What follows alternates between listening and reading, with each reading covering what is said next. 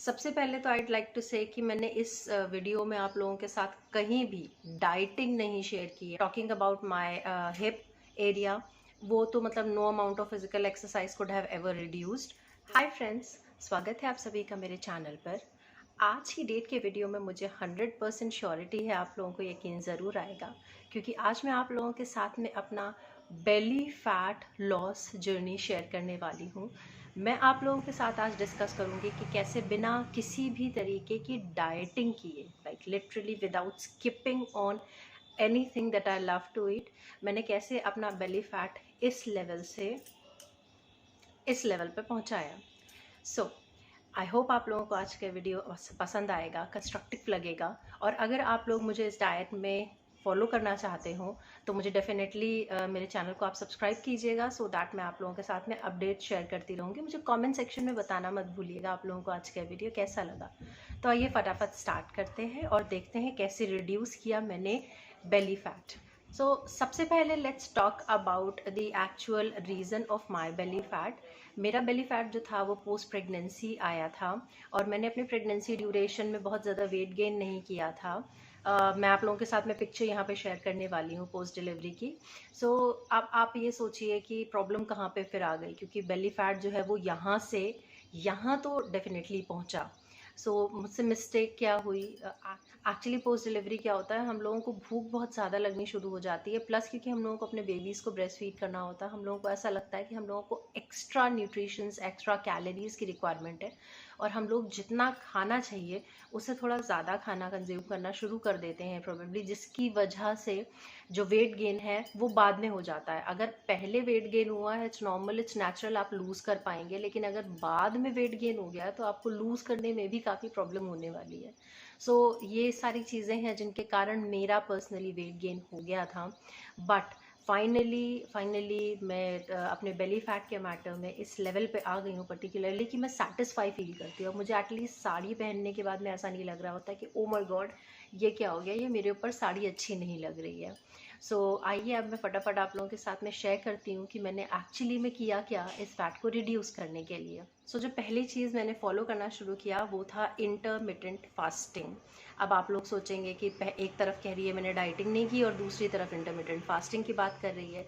But trust me, intermittent fasting जो है वो डाइटिंग का पार्ट नहीं है, वो एक लाइफस्टाइल है। आप कुछ भी खा सकते हैं इन द आवर्स जिनमें आप फास्टिंग नहीं कर रहे हैं, और जिन आवर्स में आप फास्टिंग कर रहे हैं उनमें आप कुछ नहीं खाएंगे, आप कुछ भी नहीं खाएंगे। बट स्टिल मैं आप लोगों के साथ शेयर कर रही हूँ कि मैंने पूरी तरीके से फॉलो नहीं किया इंटरमिटेंट फास्टिंग के टेन्योर में। लाइक द फास्टिंग टेन्योर में भी मैं चाय ज़रूर कंज्यूम कर लेती थी, 1 कप।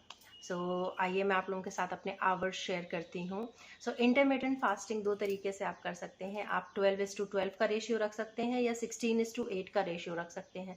मैंने दोनों फॉलो करके देखे थे। 12:12 का रेशियो जो है वो उतना ज़्यादा इफेक्टिव नहीं होता है, क्योंकि 9 बजे से 9 बजे तक खाइए और 9 बजे से 9 बजे तक मत खाइए। कोई दिक्कत ही नहीं होती है उसमें ऐसा करने में, क्योंकि लगभग 10 बजे तक 11 बजे तक हम लोग सो ही जाते हैं, और सुबह उठो नहाओ दो, जब तक पूजा पाठ करो तब तक 9 बज ही जाता है नाश्ते वाश्ते के टाइम तक। तो 12:12 का जो टाइम स्लॉट था वो मेरे लिए इफेक्टिव नहीं रहा। मैंने 15 दिन ट्राई किया, कोई इम्पैक्ट नहीं दिखाई दे रहा था। फिर मैं 16:8 के रेशियो पे शिफ्ट कर गई। 16:8 के रेशियो पे जब मैंने शिफ्ट किया तो मुझे कंस्ट्रक्टिव रिजल्ट्स 5वें-6ठे दिन से दिखाई देने शुरू हो गए थे, लाइक विजुअली मुझे दिख रहा था। अगर 16:8 के रेशियो में मैं आपसे बात करूं तो मैं इवनिंग में 7 बजे तक खाती हूँ और मॉर्निंग में 11 बजे से खाती हूँ। मैं 11 बजे तक ब्रेकफास्ट के लिए वेट करती हूँ और इवनिंग में 7 बजे तक ही खाती हूँ। डिनर खा के 7 बजे ख़त्म कर देती हूँ। उसके बाद तो आप 10 to 6 भी फॉलो कर सकते हैं, आप 9 to 5 भी फॉलो कर सकते हैं, अगर आपको 8 आवर्स ईटिंग रखनी है और 16 आवर्स फास्टिंग रखनी है। बहुत बहुत प्रोडक्टिव रिजल्ट्स मिलते हैं गाइज, आप लोगों को एक बार ट्राई ज़रूर करना चाहिए। और बेस्ट पार्ट ये है कि उन 8 आवर्स में मैं कोई मतलब कुछ स्किप नहीं करती। मैं पूड़ी भी खाऊंगी, पराठा भी खाऊंगी, रोटी भी खाऊंगी, राइस भी खाती हूँ थोड़ा सा। मैं हर चीज़ खा रही होती हूँ, दाल सब्जी, ऑयल नहीं स्किप किया मैंने, मतलब मैंने कोई भी ऐसी चीज़ स्किप नहीं की है जो यूजुअली घर में यूज़ हो रही होती है। उसके बाद में जो है मुझे प्रॉपर रिजल्ट्स मिलने शुरू हो गए थे। पाँचवें छठे दिन से मुझे ऑब्जर्वेशन में आने लग गया था, और आज की डेट में मुझे लगभग 1.5-2 महीने हो गए हैं फॉलो करते हुए इंटरमिटेंट फास्टिंग, और रिजल्टेंट्स काफ़ी हद तक क्लियर हैं। थोड़ा टाइम कंज्यूमिंग होते हैं। अब आप इंस्टेंट वेट लॉस करना चाहते हैं, वो किसी फंक्शन में जाना है हफ्ते भर में, तो आपको डाइटिंग ज़रूर करनी पड़ेगी, वो क्रैश डाइट ज़रूर कीजिए, वरना इंटरमिटेंट फास्टिंग जो है ये काफ़ी अच्छा डाइट प्लान है। सो नेक्स्ट चीज़ जो मैंने की, वो मैंने अपनी डाइट को काफ़ी हद तक क्लीन कर लिया। अब आप लोग कहेंगे कि डाइट को क्लीन कर लेने से क्या मतलब है। मेरा मतलब केवल और केवल इतना है कि मैंने जंक फूड अवॉइड करना शुरू किया। लाइक लिटरली अगर आप मेरी बात करेंगे तो मुझे pizza, chow mein, Chinese, continental, dosa वगैरह इन सब चीज़ों की बहुत शौक है बाहर का। वो चीज़ मैंने थोड़ा सा रिड्यूस की, थोड़ा सा क्या एक्चुअली बिल्कुल ही रिड्यूस कर दी। मैं अगर मुझे कुछ इस तरीके का खाने का मन भी कर रहा होता है तो मैं घर पे बना लेती हूँ। उससे क्या होता है, मैं अपने हिसाब से इम्प्रोवाइज़ कर सकती हूँ। प्लस 10-15 दिन में एक बार मैंने इस तरीके की कोई चीज़ खा ली तो खा ली, वरना मैं कोशिश कर रही हूँ कि मैं जंक फूड अवॉइड कर दूँ। क्योंकि फ्रैंकली स्पीकिंग आप मेरी बात करें, आई एम 30 प्लस होने के बाद में आपको वैसे भी अपनी डाइट क्लीन कर देनी चाहिए।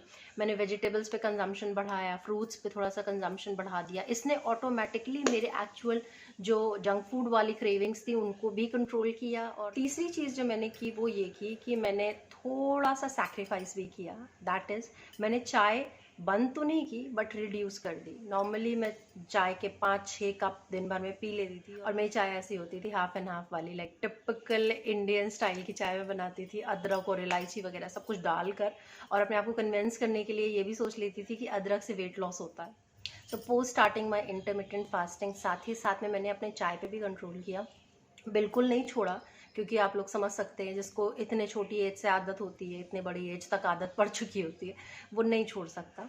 लेकिन मैंने 2 कप चाय कर दिया। मैं मॉर्निंग में 1 कप चाय लेती हूँ, इवनिंग में 1 कप चाय लेती हूँ। प्लस जब आप बिल्कुल पूरी तरीके से छोड़ देते हैं, तो आप इंडियन हाउस होल्ड में जब आप किसी से मिलने के लिए जाते हैं, तो आप जब कहते हैं कि हम चाय नहीं पीते हैं, तो सामने वाला भी अनकंफर्टेबल हो जाता है कि अब फाइनली आपको वो सर्व क्या करें। चाय जो है वो सबसे कन्वीनियंट बेवरेज है आज की डेट में, तो हर कोई जो है वो आपके सामने चाय ही लेकर के आता है। ऐसे में अब आप कहते हैं हम चाय नहीं पीते हैं, तो सामने वाले को अलग तरीके से मेहनत करनी पड़ती है, या सोचना पड़ता है कि क्या करें। और जब तक हम लोग लड़कियां होते हैं तब तक इन सब चीज़ों से फ़र्क नहीं पड़ता है, बट ट्रस्ट मी, जब आप बहू बन जाते हैं ना, तो इन सब चीज़ों का बहुत फ़र्क पड़ रहा होता है। आप किस जगह जा रहे हैं, क्या खा रहे हैं, क्या नहीं खा रहे हैं, और कहीं रिलेटिव्स को कोई प्रॉब्लम तो नहीं हो रही है जो नहीं खा रहे हैं आप, या जो खा रहे हैं आप उन चीज़ों की वजह से। तो इन सब चीज़ों का भी ध्यान रखना पड़ता है। बिल्कुल नहीं एलिमिनेट की थी, पर हाँ, मैं दिन में 2 कप चाय पीती हूँ एट द मोमेंट। बाकी अगर मुझे क्रेविंग हो रही होती है तो मैं ग्रीन टी ले लेती हूँ या ब्लैक कॉफ़ी ले लेती हूँ, उसके अलावा कुछ नहीं। चौथी चीज़ जो मैंने इनकॉर्पोरेट की वो है वॉकिंग। वॉकिंग के बहुत बहुत बहुत सारे बेनिफिट्स हैं, और ये वीडियो थोड़ा लंबा हुआ जा रहा है, इस वजह से मैं आप लोगों के साथ में वो सारे बेनिफिट्स इस वक्त नहीं शेयर करूंगी।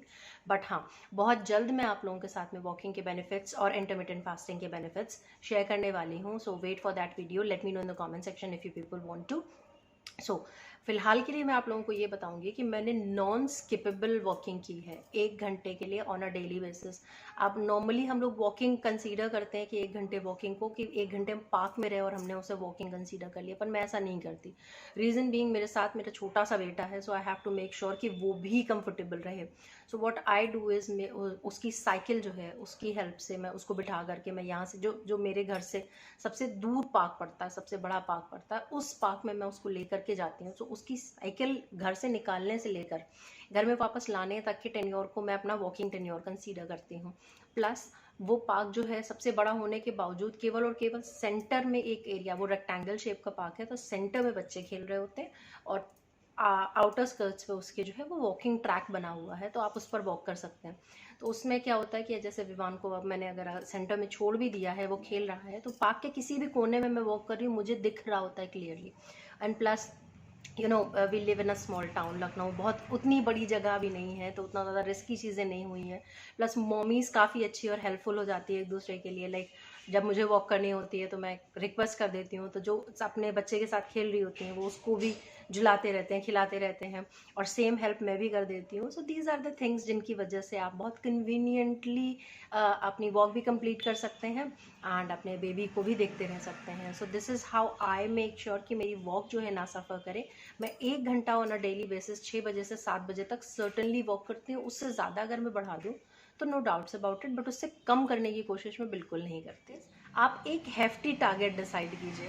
मैं वीकली बेसिस पर डिसाइड करती हूँ, like on a Saturday I will simply go ahead and sit down and I will be like okay fine, इस वीक में मैं बेड अरेंज कर सकती हूँ, इस वीक में मैं वार्डरोब टॉप्स अरेंज कर सकती हूँ, इस वीक में मैं वार्डरोब्स अरेंज कर सकती हूँ। बट लिटरली जो हेफ्टी टास्क होते हैं, डस्टिंग को भी मैं हेफ्टी टास्क कंसीडर करती हूँ, क्योंकि मैं ऊपर फ्लैट टॉप सर्फेसेस को क्लीन कर देना डस्टिंग नहीं मानती हूँ। फिर मैं डस्टिंग करूँगी तो हर चीज़ ऊपर से नीचे आएगी, सब कुछ पूछेगा और फिर सब कुछ वापस ऊपर जाएगा। तो पूरे घर में जब आप ये चीज़ कर रहे होते हैं तो काफ़ी हैवी टास्क हो जाता है, लगभग 1.5-2 घंटे लग जाते हैं। तो हफ्ते में एटलीस्ट 2 दिन आप निकालिए जिसमें आप एक हेफ्टी टास्क डिसाइड कर लीजिए जिसे आप परफॉर्म करेंगे। उससे क्या होता है, आपकी बॉडी जो है वो फॉर्म में भी रहती है एंड आप लोगों को वेट लूज करने में भी आसानी होती है। ये एक एक्सरसाइज की तरीके से वर्क करता है। And last but not the least, the exercising part itself. So मैं एक कंपल्शन नहीं क्रिएट करूँगी इस चीज़ को, क्योंकि मैंने खुद के लिए इसे एक कंपल्शन नहीं बना रखा है। पर हाँ, मैं कोशिश करती हूँ कि हफ्ते में 4 से 5 बार अप्रॉक्सीमेटली 10 से 15 राउंड्स ऑफ सूर्य नमस्कार मैं ज़रूर परफॉर्म कर लूँ। सूर्य नमस्कार करने से क्या होता है, मंथली साइकिल भी रेगुलेट होता है। It's not only about weight loss, जितनी स्पीड से करेंगे उतना ज़्यादा इट्स अबाउट वेट लॉस, और जितना आराम से करेंगे इट्स अबाउट योर काम, पीस एंड योर पर्सनल जो ऑरा होता है आपका, उसको बिलोंग कर रहा होता है आपका जो ये सूर्य नमस्कार वाला प्रोसेस है। So I would normally do it. मैंने इसीलिए जो क्लिप इनकॉर्पोरेट किया आप लोगों के लिए उसमें भी मैंने फास्ट फॉरवर्ड नहीं लगाया है, so as to make sure कि आप पूरी ड्रिल को एक बार देख लें कि हाँ मैं नॉर्मल पेस पे ही कर रही होती हूँ, ना बहुत तेज़ करती हूँ ना बहुत धीमे करती हूँ। बट ये 10 से 15 बार हफ्ते में 4 से 5 बार मैं ज़रूर कर लेती हूँ, टू मेक श्योर कि थोड़ा बहुत जो है वो फिज़िक पे भी इफ़ेक्ट रहे। एंड उसके अलावा ये और भी बाकी सारी बहुत सारी चीज़ों के लिए काफ़ी बेनिफिशियल होता है। सबसे ज़्यादा तो पीरियड्स के लिए, मंथली PMSS के लिए बहुत इफेक्टिव होता है। सो अगर आप लोग चाहते हैं तो मैं इसके बेनिफिट्स पे भी आप लोगों के लिए एक वीडियो कर सकती हूँ। सो अगर आप लोगों को आज का वीडियो पसंद आया हो तो मुझे कमेंट सेक्शन में बताना मत भूलिएगा। मैं आप लोगों से कई बार कह चुकी हूँ, सो ज़रूर शेयर कीजिए मेरे साथ में। मैं आप लोगों के लिए ऐसे और इंटरेस्टिंग वीडियोस लेकर के आती रहूँगी। और ये मेरे पर्सनल एक्सपीरियंसेस थे। मैंने किसी भी जगह किसी भी चीज़ को ओवर हाइफनेट करने की कोशिश नहीं की है। मैंने हर जगह जो भी बात मैं कह रही हूँ उसे फ़ोटोज़ की हेल्प से प्रूव करने की भी कोशिश की है। और trust me on this thing, जब आप एक बेबी के मम्मा होते हैं, मैं समझ सकती हूँ इस चीज़ को कि फ़िट रहना कितना ज़्यादा मुश्किल हो जाता है, बट बहुत नेसेसरी होता है फिट रहना। क्योंकि जब आप फिज़िकली खुद फिट नहीं होते हैं तो आपको अपने बच्चे, अपने हस्बैंड, हर किसी के ऊपर गुस्सा आ रहा होता है।